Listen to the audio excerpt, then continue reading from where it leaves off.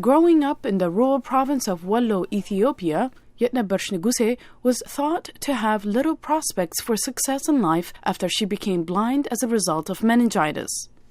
Becoming blind was, like quite so many people, meant for my mom that, oh my gosh, it's going to be end of her life. She can only live until you're alive. But where others saw obstacles, she saw opportunity. Had I not been blind, I would have been early married, like at the age of 10 or 12. So I always called that being blind was my emancipator. That way it gave me the path to education and brought me to where I am today. While other young girls were married off as child brides or forced to work at home, she was allowed to devote herself to learning. She moved to the capital, Addis Ababa, and pursued education, eventually earning a law degree. She went on to form a group, the Ethiopian Center for Disability and Development, that advocates for the rights of the disabled in her home country. Yetnebersh isn't alone in the struggle for access.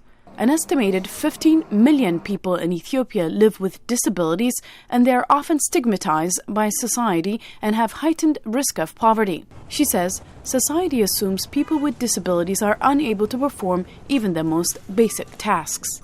They really get amazed when you do something because the initial thinking that they have is because if you have a disability, they think that you're full of disabilities. Yetnebersh's organization, the Ethiopian Center, has sought to address these barriers through job training and publications. She also advocates for legal changes, including overturning a restriction that makes it illegal for deaf people in Ethiopia to drive. It depends on how you view the person. Like, for example, if you see a person using a wheelchair, then if you say, oh, because he's using a wheelchair, he cannot be a doctor, it doesn't matter. I mean, it doesn't have any relationships. She also has a message for allies who want to help disabled people.